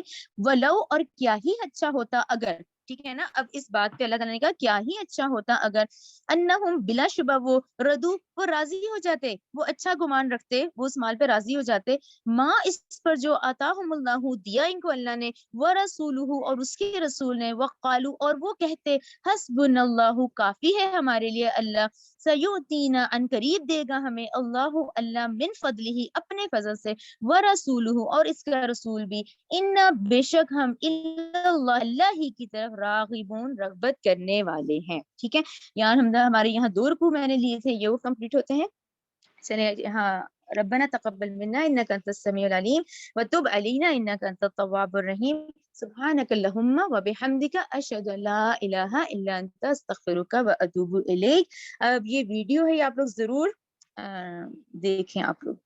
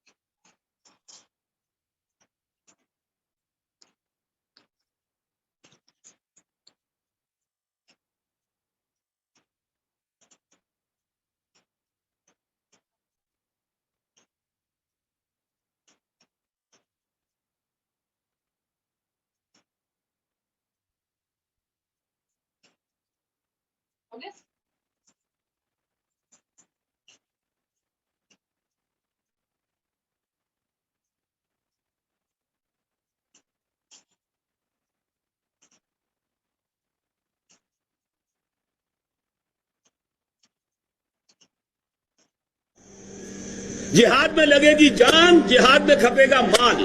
کیوں کھپاؤں میں؟ پاگل ہوں میں؟ اگر یقین ہے کہ آخرت ہے، اگر یقین ہے کہ اصل زندگی وہی ہے، ان دار الآخرۃ لہی الحیوان، اگر یقین ہے کہ ایک کے کم سے کم 700 ملیں گے، تب میں بیوقوف ہوں اگر نہ لگاؤں. کون شخص ہے جو خود غرض نہیں ہے؟ جہاد بھی کرو اپنے لیے کرو. ومن جاہد فانما یجاہد لنفسہ ان اللہ لغنی عن العالمین. جہاد کر رہے ہو تو کوئی اللہ پر احسان نہ دھرنا. یمنون علیک ان اسلموا قل لا تمنوا علی اسلامکم بل اللہ یمن علیکم ان ہداکم للایمان. اللہ پر اس کے نبی پر کوئی احسان تمہارا نہیں ہے، کر رہے ہو اپنے لیے، اپنی عاقبت کے لیے. ایک لگا کر 700 ملتے ہو اور ابھی اس کے وَيُضَاعَفُ لِمَن يَشَاءُ. یہ تو ہمارے لیے حساب کتاب کے لیے کچھ بات بتا دی گئی ہے، کوئی حساب کتاب ہی نہیں. انفائنائٹ کا فائنائٹ کے ساتھ کیا نسبت کا معاملہ ہے؟ کہاں محدود کہاں لا محدود. جتنا یقین ہوگا، جتنا یقین ہوگا. بڑی پیاری سی بات کیسے سمجھائی ہے حضرت حضور نے حضرت عائشہ کو رضی اللہ تعالی عنہ. بکری ذبح ہوئی، سارا گوشت غربا میں، اصحاب صفہ تو در پر بیٹھے ہوئے تھے، تقسیم ہو گیا. ایک شانے کی کا تھوڑا سا گوشت بچا کر رکھ لیا. حضور کو پسند تھا خاص طور پر، جسے ہم دستی کہتے ہیں. تشریف لائے، پوچھا ما بقیہ منہا، اس بکری میں سے کیا بچا ہے؟ عرض کیا ما بقیہ منہا الا کتفہا، نہیں کچھ نہیں بچا حضور، سب اللہ کی راہ میں دے دیا ہے، بس ایک شانہ بچایا ہے. فرمایا بقیہ کلھا الا کتفہا، جو اللہ کی راہ میں دے دی گئی وہ بکری بچ گئی، جو ہم کھا لیں گے وہ کنزیوم ہو جائے. بچت وہ ہے، یہ نہیں. زمین و آسمان کا فرق. آخرت کا یقین، آخرت کا یقین ہو پھر تردد پیدا ہو جائے، آخرت کا یقین ہو اور تذبذب پیدا ہو جائے، مذبذبین بین ذالک. ومن الناس من یقول آمنا باللہ وبالیوم الآخر وما هم بمؤمنین. آخرت کا یقین، پھر دنیا کی طلب، تن من دھن اس کے لیے. جہاد فی سبیل اللہ بالنفس والمال. یہ بالنفس والمال کی ساری کوانٹیٹیو ریلیشن شپ جو ہے اور ریشو پروپورشن، وہ ایمان بالآخرہ کے ساتھ. جتنا گہرا ہوگا اتنا ہی انفاق نفس، بذل نفس، انفاق مال بڑھتا چلا جائے. تیسری چیز آئی ہے رسالت. جہاد کا کیا تعلق تھا رسالت کے ساتھ؟ میں نظریاتی بات اس وقت نہیں کر رہا ہوں، میں آج صرف کوئی بھی اصطلاح دوسری نہیں لانا چاہتا. لفظ انقلاب بھی آپ نے میری زبان سے آج نہیں سنا ہوگا. جہاد، رسالت کے ساتھ اس کا کیا تعلق ہے؟ جہاد نہیں ہو سکتا جب تک کہ منظم جماعت نہ ہو. سم ہوتا سنو اور مانو. اور جان لیجئے کہ پوری دنیا کی تاریخ میں جو رسالت کی بنیاد پر سموتات قائم ہوتی تھی اس سے زیادہ کوئی سموتات ممکن نہیں. جب مان لیا یہ اللہ کے نبی ہیں، ما ينطق عن الهوى ان هو الا وحی یوحی، اب کوئی نافرمانی کا امکان ہے؟